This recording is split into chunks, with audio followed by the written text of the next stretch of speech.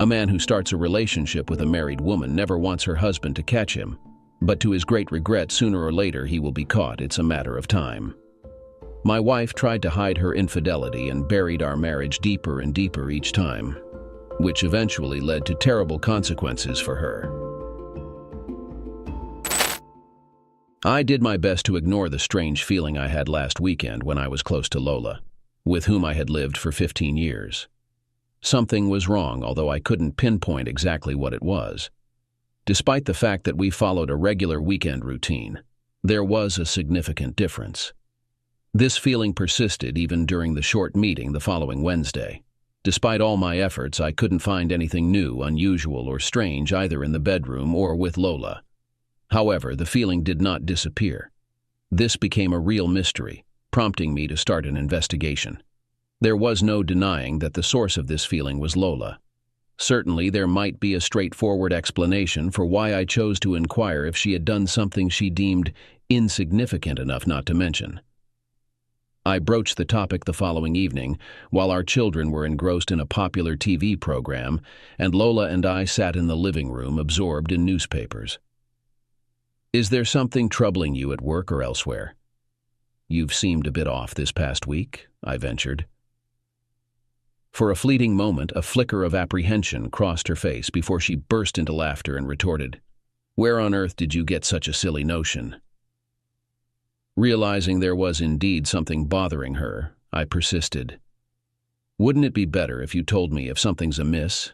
Two heads are better than one in solving problems, and eventually, I'll find out anyway." Once more, a brief glance betrayed her true feelings despite her verbal assurance. "If I had a problem, I would have told you. Haven't we always shared our troubles?" "Indeed, and I hope we always will." "Of course." We wrapped up the conversation, yet I had a distinct feeling that things weren't quite as they used to be with her. My initial suspicion was that she might be facing some financial troubles she didn't want to disclose to me. While it seemed unlikely she was involved in gambling, perhaps she had made some misguided investments or lent money to someone who couldn't repay. I accessed all our bank accounts through a secure internet connection while she slept, but everything appeared normal, leaving me with a sinking feeling. If it wasn't financial issues, then the next possibility was something I had always assumed could only happen to others, not to me. One thing was certain: I needed to uncover the truth. For 15 years, Lola and I, Tommy Johnson, shared what I believed to be a happy marriage. Lola never indicated otherwise, which led me to believe she felt the same. We had two wonderful children, a 12-year-old boy and a 10-year-old girl, a comfortable home in a Scandinavian county capital, enjoyable social connections with friends and family, stable jobs, and no financial worries. We hadn't experienced any significant arguments during our marriage, and certainly fewer minor disputes than most couples we knew. So it came as a complete shock when I suddenly sensed something was amiss, especially during intimate moments. I couldn't shake the feeling that she might be cheating on me. Perhaps she was struggling with guilt that she couldn't conceal completely. The burning question now was why she would betray me, and with whom. The next day, which fell on Friday, marked the beginning of my search for a ghost lover, with a trip to an electronics store. The salesman, a man about my age, listened to my explanation of his needs. He recommended me 2 devices of a new model of compact Japanese digital voice recorder with sound activation, designed for 24 hours of operation. They weren't cheap, but they were practical, and having 2 devices meant I could listen to one while the other was being recorded. First of all, I intended to use the tape recorder in her car, which I cleaned on Saturdays. I wasn't naive enough to expect her to cheat in her little Toyota Yaris, but it was her private space where she could have private conversations on her cell phone without fear of eavesdropping. Later that same Friday evening, a mysterious man from China gave me another clue.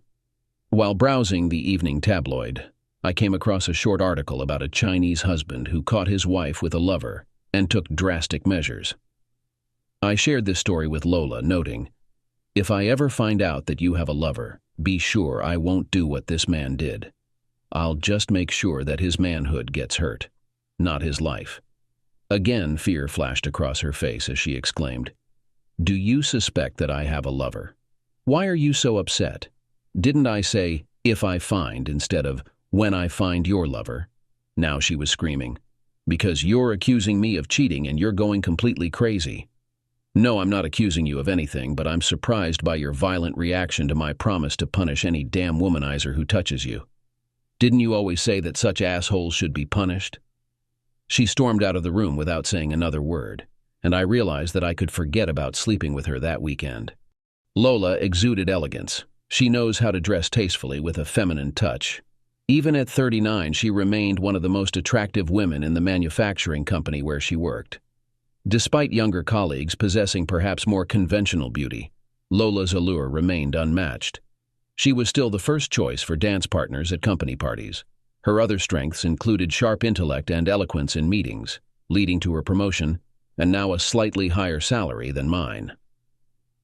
Amid our current challenges, it's noteworthy that Lola always abhorred infidelity. She distanced herself from any familial ties with one of my closest friends, who reconciled with his wife after she left him for a soccer star. Lola saw the betrayed husband not as sympathetic, but rather as contemptible. I realized I'd fallen into a damn trap, and it seemed like only bad options lay ahead. The worst scenario involved me finding her lover, getting into a violent confrontation, ending up in jail, losing Lola and the kids. Another undesirable path was locating the guy, convincing Lola to end their relationship and forgive her, though that wasn't much better as she'd likely see me as weak and treat me poorly thereafter. A slightly less terrible option was persuading Lola to end things with her lover before I found him, pretending there were never any issues. But would I still feel like a man after such humiliation? Adding to the complexity was the likelihood that Lola wouldn't engage in infidelity without genuine feelings for the other guy. If Lola had indeed fallen in love, she'd be determined to hold on to him, potentially even leaving me to marry him if he was available. The following morning, I meticulously washed and tidied up her car, a task I didn't typically undertake every Saturday. While cleaning, I stumbled upon an old receipt tucked among the pile of old parking tickets in the ashtray. It was from a gas station located at the far end of town. The receipt indicated a purchase made on the Tuesday of the previous week, totaling a bottle of shower gel and a bottle of cola. Puzzled, I wondered why she would drive in the opposite direction during her lunch break to buy such items, especially when there were several shops along her route from work to our home. The shower gel brand was unfamiliar to us, leading me to speculate that she urgently needed it that same day.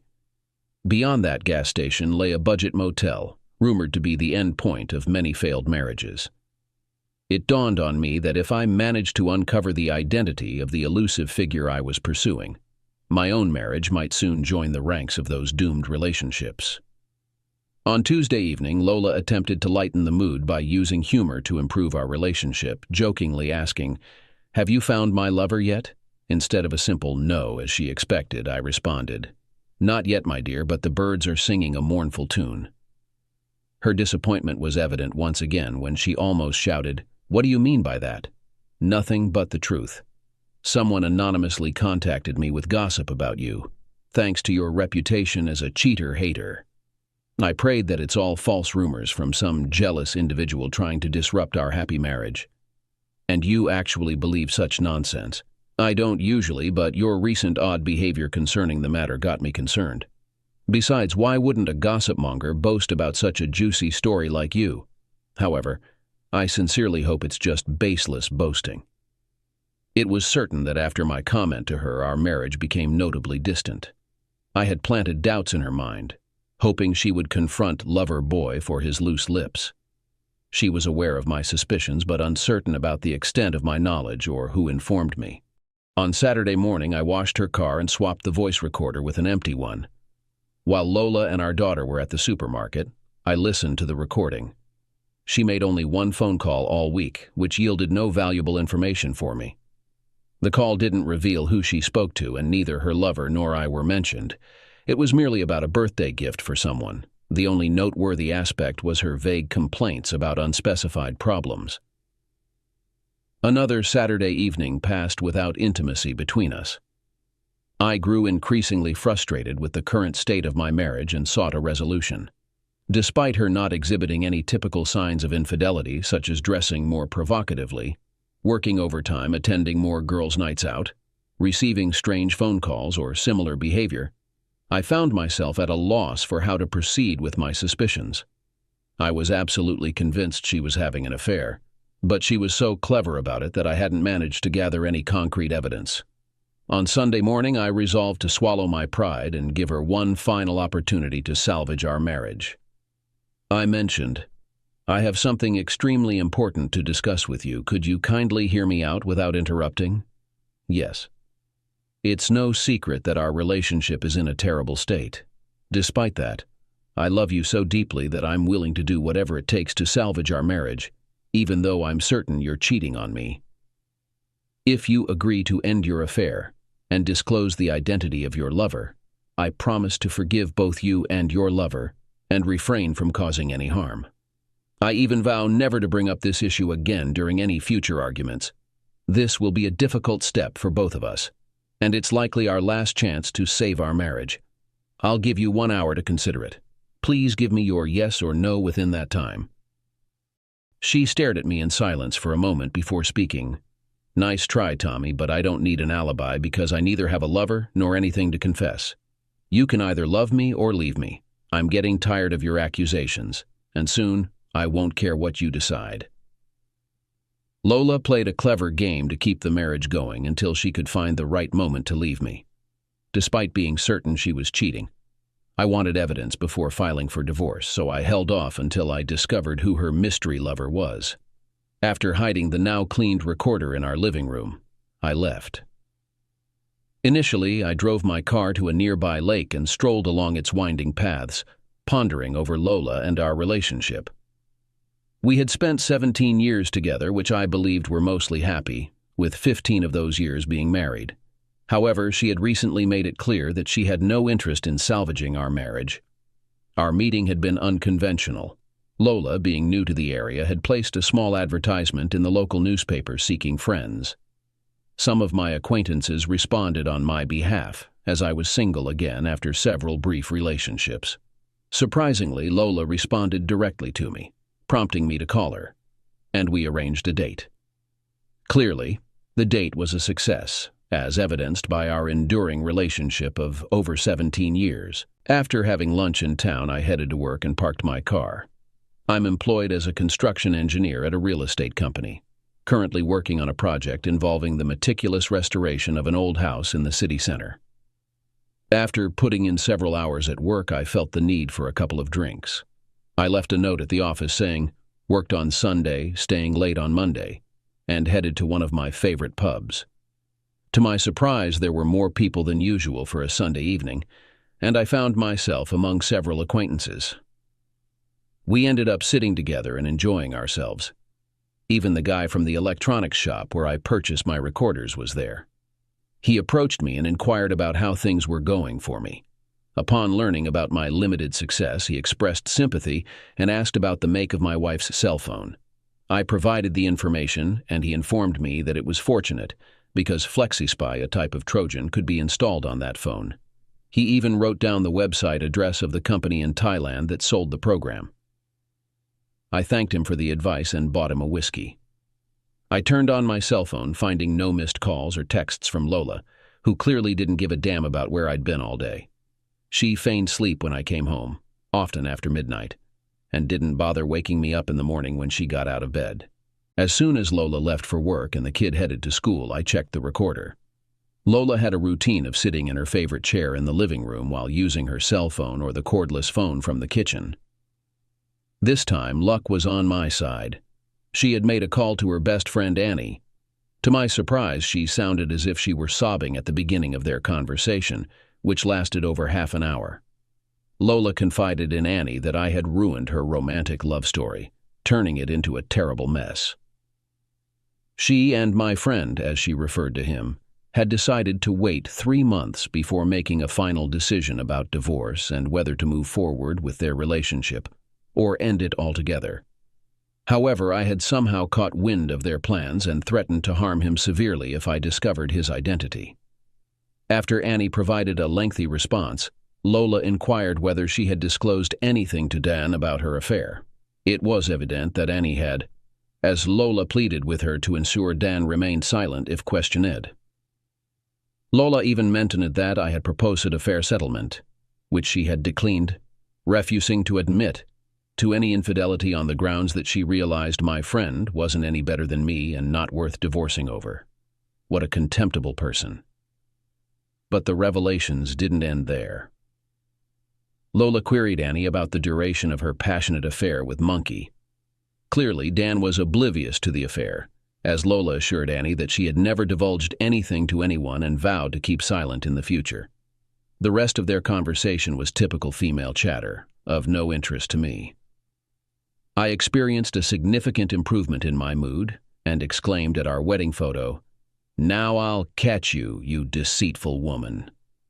In his youth, Monkey spent several years as a goalkeeper for one of the top soccer teams in our first division. He claims he earned the nickname after participating in a foolish and unsuccessful banana slimming contest sponsored by a women's magazine. He boasts of being a charmer with an impressive physique. Now at the age of 40, he is a prosperous owner of one of the city's finest hotels. Not a bad choice for a wife seeking some extramarital excitement. I've known Dan since high school, but I don't like him because he's a boastful jerk who managed to steal my beautiful girlfriend from me when we were 18. The only reason I see him sometimes is because he is married to Lola's best friend, and our children are the same age. I was sure he enjoyed learning about Lola's affair from Annie, but now it's my turn to get even. I called him at work, switching to a friendly tone. "Hello, old friend. How is your morning going?" "Okay, thanks. What can I do for you, Tommy?" "Well, isn't that what friends are for? I know Annie blabbed about Lola's latest crush. Would you like to share who is involved in this?" "It's you, of course." "Yes, and who is the other guy?" "How would I know? Trust me, I've never even considered her doing that. One thing's certain, this time it's not me. I'm not accusing you, my dear friend, but I know Annie knows all about it. And I know Annie and you never keep any secrets. She must have told you about Lola's affair." "No, I swear she didn't, but I promised to try to find out something and I'll call you when I know more." "So you're refusing to tell me? For heaven's sake, why should I care about who is sleeping with your wife? I have a wife of my own to worry about, that's plenty for me. We could exchange some information, you tell me, and I'll tell you." Dan started to laugh and said, "Nice try, my friend. Sorry, I don't have anything to tell you." If this idiot thought he could bully me, then it was time to settle old scores. That's why I told him, "Oh, but I did it." Lola informed me that Monkey and Annie had a rather romantic affair that lasted a good 2 months. Did you even understand when he was sleeping with her? Dan quickly cut the conversation short. I began to suspect that he disliked me as much as I disliked him. I went to the website of a mobile phone software provider from Thailand, made a payment, and downloaded the Flexi Spy program to her phone. Then I cleared the recorder's memory and hid it again. Before leaving the house, I even sent messages to the children explaining that Dad had to go to work for the night, packed a travel bag, and left. I can't say that I felt great, but at least I felt better than yesterday. While I was at work, no one called me, and after I finished for the day, I headed to the motel where I suspected Lola was with her, my friend. I rented a room for the night and realized I needed to buy a bottle of shower gel. Planning to relax for a bit before dinner, I was interrupted by a furious call from Annie just a few minutes later. Answering the phone, I was met with her shouting, "Why the hell did you do that to me, you damn creep?" "Who did what?" she screamed. "You are aware of your actions. You are vile. You ruined my marriage. Why did you do this to me?" "Don't point a finger at me," blamed Dan. He tried to humiliate me and sneered at the fact that I was a cuckold. I had to silence him. Dan went to the hotel and attacked the monkey. He's in the hospital now, and Dan has moved in with his parents. It's all your fault. Do you understand what you've done? What are you going to do about it? Why should I love her problems? But I tried to be sincere, saying, "Every problem has a solution. Just tell me about the person who is related to Lola, and I will provide more information." "Stupid snake. Do you think I'm naive? I despise your despicable wife, but I hate you even more. You can chase your ghost without my help. One last thing, Annie. I've always wanted to be with you. Can we do this now that we're both free again? Her response was truly impressive. I never would have imagined that such a charming woman had such a colorful vocabulary. I had anticipated an angry call from Lola, but to my relief, she made no attempt to contact me throughout the entire evening. I called Benny, my old buddy from the army, seeking his advice on what to do if or when I found Lola's my friend. That night I decided to employ some of the skills I acquired during my time in the army. I wasn't part of any elite Green Beret unit. Rather, I served as a corporal overseeing a mobile gas station. There wasn't much to boast about, considering Benny was the only other person in my crew. With limited demand for the mobile gas station during my service, we spent most of our time on maintenance at our workshop in the garage area, which mostly involved playing cards with guys from the transport unit. Benny was quite the character, with an extensive network of contacts capable of fixing almost any problem. However, one Thursday evening, he found himself in a serious predicament. Two attractive individuals had invited us to spend the weekend at a summer house, and Benny had promised to arrange the alcohol. The catch was, none of us had any money. He assured me to stay calm, insisting he had a solution to such minor issues. In the dead of night, we stealthily ventured out to a suburban neighborhood where he selected a house. With a simple trick, he managed to unlock the front door and convinced me to accompany him inside, where a family was sound asleep. To my relief, we quickly discovered a bottle of Absolute and 2 bottles of wine in the kitchen cupboard, allowing us to make a swift exit. Upon returning to the street, I vowed never to repeat such actions again.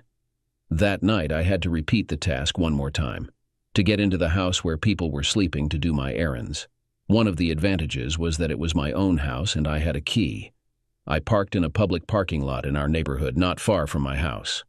Upon entering, I found Lola's cell phone in her purse, took it to my office, checked for numbers and messages, which were usually deleted, installed a Trojan program, took the recorder from the living room, and left again. Back at the motel, I listened to the recording on the recorder. I won the lottery again. I heard Lola answer the phone and tell the caller that I was not at home and that she did not know or care where I was or when I would be back. Then she continued in an angry voice, "What the hell are you saying?" "No, it's not. No, I never said a word to him." "Didn't you hear what I said?" "Are you accusing me of lying? Is it my fault?" "You are definitely crazy, yes. I must have lost Tommy, and you, stupid, are grieving for a jerk like Dan. I don't want to see you either." Lola seemed to be grasping the concept that everything comes with a price. Despite this realization, on Sunday morning, she still deemed her affair worth the trouble it brought, as she declined my offer to resolve our issues. Conversely, Lola, as my friend, might offer her a better future than I did, prompting her to see ending our now unhappy marriage as a path to improvement. This could explain her actions. At 9 o'clock the following morning, I struck gold. Logging into the site where the Trojan program stored messages from Lola's phone, I discovered a text she had sent. "My dearest love, I long for your return to town. Our troubles persist as Tommy has caught wind of rumors about me having a lover, though he remains unaware of you. Please be cautious as Tommy has vowed to harm any lover he discovers. I cherish you deeply and eagerly anticipate our reunion. Lola." Checking the telecom company's website confirmed that the number I was seeking was unlisted. Despite this, I decided to attempt a simple trick and dialed the number. A man answered, introducing himself as Tom, likely a shortened form of Thomas or Tommy. "Good morning, Tom. Congratulations. You've won a 6-month complimentary membership to our newly equipped gym. Could you please provide your name and address? Your membership card will be mailed to you within a few days. This is the 3rd sales call I've received this morning. Take your card and shove it," he retorted, clearly frustrated with the influx of nuisance calls. Though I hadn't yet sealed the deal, I knew I had ensnared the culprit. It was only a matter of time before I closed the loop. Later, while running errands for work in the city, I even visited the courthouse for some paperwork. After returning home from work, I encountered Lola for the first time since Sunday morning, but she greeted me with displeasure. Upon her arrival home and our meeting in the kitchen, she immediately began shouting, Why did you throw that garbage at Annie? I haven't done anything to Annie. I didn't tell her to associate with that monkey, did I? How would you know? Why did you mention it to Dan and then blame me for sharing that information with you? Because that idiot Dan wouldn't cooperate with me and started joking about you cheating on me. I had to shut him up. I mentioned you to protect the real source. And why didn't you ever tell me about Annie? Do you have a lot of secrets? You've completely lost it lately, and I'm so tired of your behavior that I'm going to consult a divorce lawyer if you don't stop this nonsense immediately. Fine. That's the best thing you've said in a long time. I received divorce papers from the court today, and we can fill them out together this evening. It was evident that for the first time since I questioned her about what was wrong, she realized the extent to which her infidelity had deeply hurt me and that my desire for divorce was genuine. Now her face turned ashen as she murmured, "Can't we both calm down before we do something foolish that we'll regret? Why didn't you take a moment to calm down and consider the consequences before you started sleeping with that damn Tom? And why did you reject the generous offer I made you on Sunday morning? Why didn't you care even though it was your last chance to save our marriage?" Her face paled at the mention of Tom, and now she began to sob as she asked, "What about our children and our home? We are not the first couple to break up. Why not look at it on the positive side? Now you can spend as much time with your beloved Tom as you want, at least until I sort him out." "You can't do that." "Of course I can. I made a promise, and you know that I always keep my promises." She ran screaming out of the kitchen and headed for the bathroom. I went into the living room and started drafting the divorce papers. About 15 minutes later, she came up to me and asked, "Did you mention wanting to hurt Tom?" That question immediately raised my suspicions, and upon closer observation, I noticed an odd bulge nestled between her breasts beneath her blouse. It dawned on me that it was her cell phone, likely used to secretly record our conversation. Maintaining a friendly tone, I responded, "I'm sorry, but I honestly have no idea who this Tom is or why I would have any reason to harm him." "But you mentioned knowing about him," she insisted. "Why would I be aware of him?" I countered. "Because you accused me of having an affair with him." "An affair? I find that hard to believe." She realized I was mocking her attempt to gather incriminating evidence against me regarding Tom. She left the living room once more, and I retreated to my den for the remainder of the evening. Upon checking her phone activity again, I discovered she had received a message from her lover and had sent one in return. Tom's message: "My love, I really missed you while I was away with Cecilia all last week. Every night thoughts of you consume me, and I look forward to our meeting. As for Tommy, in my opinion, he talks a lot, but he lacks action. Let's keep our plans a secret until we finish everything. Yours forever, T." Lola's response: "My dear, our situation is out of control. Tommy is far from weak. He has sworn to harm you if the opportunity presents itself. He is already initiating divorce proceedings and ruined my friend's marriage because of her affair. My love for you led to the breakup of my marriage, and now it's your turn to break up with Cecilia. Lola." The ghost seemed to be getting more tangible, although I still only knew his name or nickname. Nevertheless, I was confident of my imminent success. When I returned to bed, Lola was already asleep. The following morning, she declined to sign the divorce papers I had drafted the previous evening.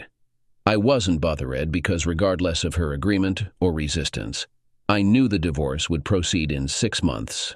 I sent the papers to the court. At work, I confided in my secretary about my issues with Tom.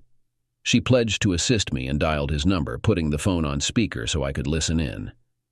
When Tom answered with a simple, "Tom," she said, "Is this Tom? It's Jennifer.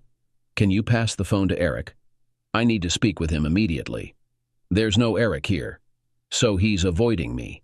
Please inform that coward that if he doesn't speak to me within 30 seconds, I'll make plans for tomorrow evening with someone else. And what about you? You sound intriguing. What are your plans for tomorrow? Sorry, I tried my best, but Eric won't take the call. Tomorrow will be great. Shall we meet at 7 at Grand's Bar? Is that okay? How will I recognize you?" "Sounds good for our date. I'm tall, blonde, and slender, but I can only meet during the day. I have access to a friend's apartment in the city where we can go. I didn't catch your identity." You're obviously not one of Eric's colleagues. I'm Thomas Westman. Meeting outside Grand's will be fine. I'll arrive in a black BMW. See you then. The infuriatingly horny guy fell right into our trap, even pretending to have an Eric with him. Finally, I had uncovered the mystery, and now getting more information about him was a breeze. He's married to a school teacher, and his son plays on the same soccer team as mine. He's a self-employed real estate agent, probably raking in good money given his expensive BMW and big house. From what I recall, he's just an average-looking guy in his early 40s. Benny suggested a fitting punishment, but we had to hold off until he got involved with more suspects. Lola didn't receive any response to her text, so she called him twice with no answer, then sent another message. Darling, please call me as soon as possible. Lola. My assumption is that her resent message drastically cooled his feelings towards her, bringing his great love for Lola down to merely a convenient, pleasant distraction on the side. She naively bought into his lies about great love. During the evening, Lola and I had nothing to discuss. I checked her phone using my program and discovered 2 new unsuccessful attempts to call him, along with another text message sent. Darling, please call me immediately. Lola. I couldn't help but feel sorry for her. She had fallen hard for that jerk, who now couldn't care less about her when she was facing problems. The following morning, I proposed that she vacate the bedroom until one of us left the house. She agreed without objection, though her demeanor didn't reflect happiness about her newfound freedom. In an attempt to lift her spirits, I mentioned an acquaintance of mine, Thomas Westerman, who had a son on the same soccer team as ours and worked as a real estate agent. I offered to reach out to him on her behalf. Although Lola didn't appreciate my well-meaning suggestion, she seemed to grasp the implication that I knew about her lover. While teasing her may have been inappropriate, I considered it relatively harmless compared to the wreckage of her 2 previous marriages. During lunch, upon checking her phone activity, I noticed no new text messages but observed 6 unsuccessful attempts to call his cell phone, 6 brief calls to his office, and 2 calls to a school. It was evident that his interest in her had diminished to 0.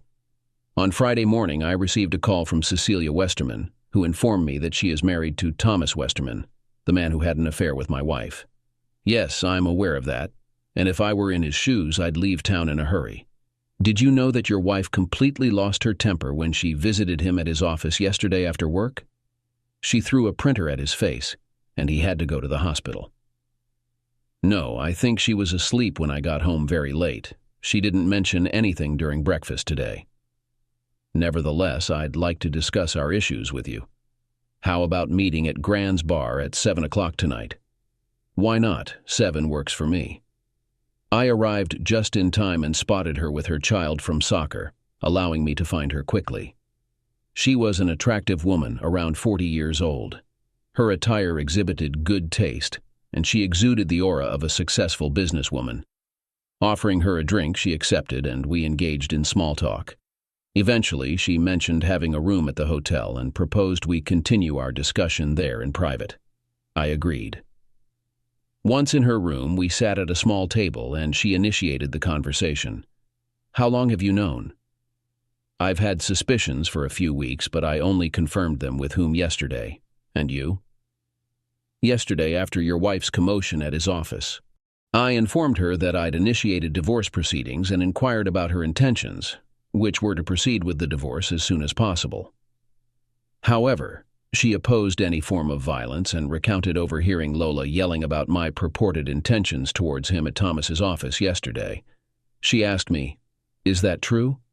I won't admit to anything until presented with undeniable evidence of my guilt, and I'm certain that I'm not the only one who desires and is capable of taking action against him. Likely not, although he vehemently claims that your wife was the only one he ever cheated with. This is absurd. I asked my secretary to pretend that she had dialed the wrong number, and he almost immediately began to persuade her to go on a date with him. Will I be able to convince you to reconsider your plans to harm him if I offer a better alternative to communicate with him? I asked. She agreed and explained that she opposes all forms of physical confrontation. believing that what Lola had done the day before was enough. When they got married, her parents made significant contributions to their home and his business, and almost everything they owned was in her name, so he wouldn't get anything. She even demanded custody of their son so that Thomas could visit her on weekends. It was tough conditions, but he deserved them. She then suggested, "If you agree with my plan, I want you to stay in this room with me for the night so that I can honestly say that we spent the night together. Where we will sleep, in bed or on the couch, will remain our secret. Do you agree?" Her suggestion took me by surprise. I agreed and said I would sleep in a bed. She smiled sweetly and took out a bottle of champagne from her bag. We enjoyed it, chatting sweetly, and when the bottle was empty, Cecilia said she was ready to go to bed. I lay down in bed, clearly calling for me. I quickly joined her in bed. She turned off the light and asked if I wanted to hug her for the night, which I readily agreed to, knowing that it would most likely lead to something more. It's been over 17 years since I've been close to anyone other than Lola, and Cecilia was like a breath of fresh air after I found out about my wife's infidelity. We had 2 rounds that evening, after which we planned another date as soon as possible, which, as it turned out, was to take place next Wednesday, since Cecilia was planning to visit her sister over the weekend. When I returned home on Saturday morning, Lola did not ask where I was, but instead invited me to dinner to discuss our practical issues later in the evening. I suggested postponing the discussion until Sunday, referring to plans with friends who intended to cheer me up by inviting me out in the evening. They booked a table at a hotel where a high-class musical group was performing. To my surprise, I noticed Annie in that place, who was dressed simply delightfully and was accompanied by 3 friends. Despite my doubts about whether I would be able to ask her to dance, I went to her table and invited her. After some hesitation, she agreed. While we danced to a slow tune, she stayed by my side, and later we talked peacefully in the bar. My motto has always been to take risks, so when she accepted my invitation to the last dance, I was puzzled. I knew it was my fault that Dan had dumped her, and she should have despised me. But still, she agreed to dance. The fact that she agreed to the last dance meant that she was ready to escort me home, which she did. She radiated sensuality that evening, and I didn't care that her motive was to annoy Lola. Annie and I were both in the process of divorce and were free to fulfill our desires without restrictions. As soon as we entered her house, she hugged me tightly and spoke.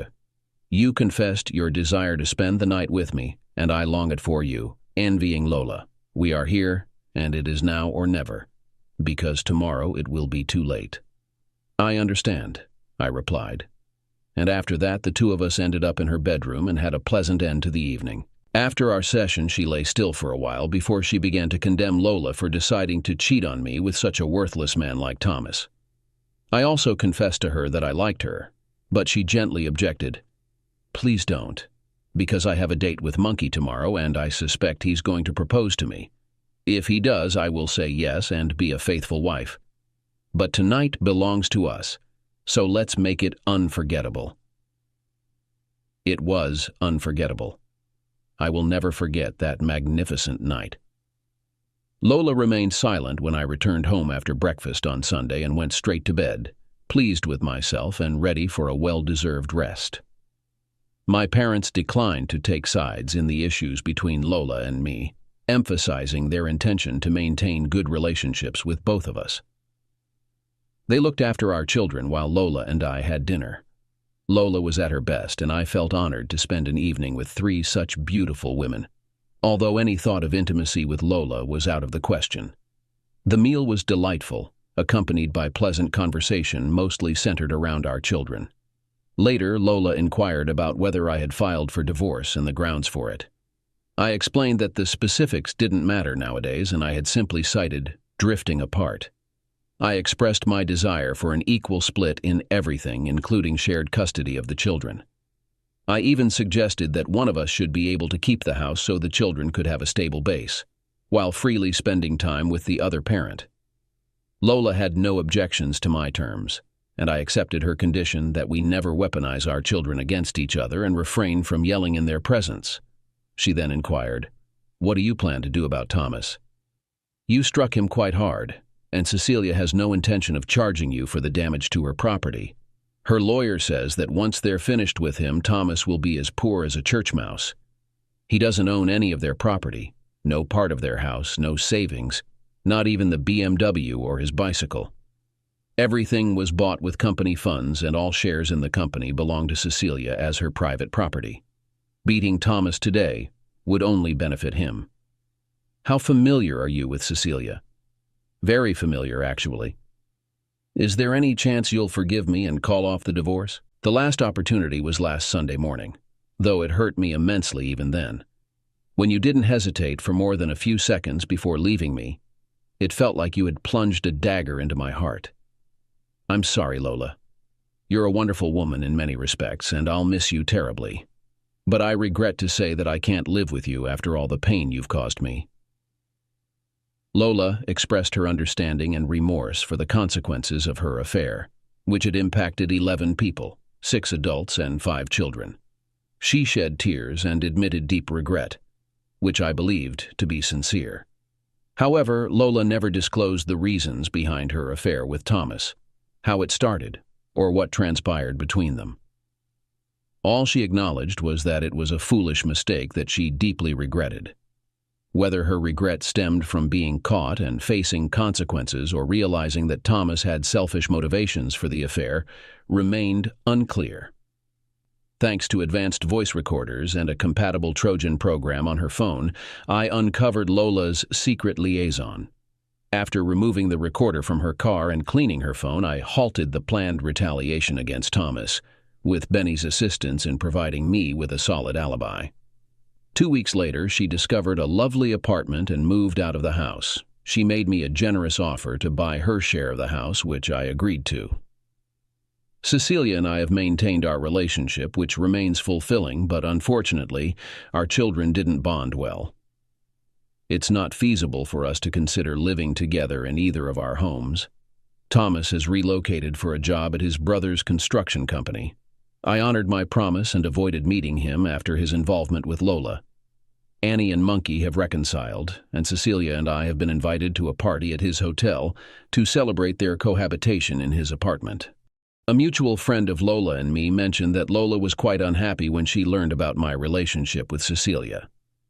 She called Annie angrily, accusing her of trying to seduce me for a night together. If Lola had asked me directly, I would have admitted that I was eager for that night. Nowadays, Lola and I have a cordial relationship, mainly discussing our children. However, she once asked if we were even after I started dating Cecilia and spent a night with Annie. I assured her that there was no intent for revenge in my dating life. I explained that, as a single middle-aged man, I was grateful for any companionship. Lola looked me in the eyes and gave me a knowing smile, saying, "You can indulge yourself again, and you know how to do that. Thanks for the advice. Please remember it." I understood that Lola was earnest in her efforts to reconcile with me. She confided in a mutual friend that she intended to wait for me for at least 3 years, refraining from dating anyone else during that period, regardless of my actions. However, a reunion with her is currently off the table. Nevertheless, when questioned about the future, I often echo Doris Day's sentiment in her timeless hit, "Que sera sera." Whatever will be, will be. The future's not ours to see. Que sera sera.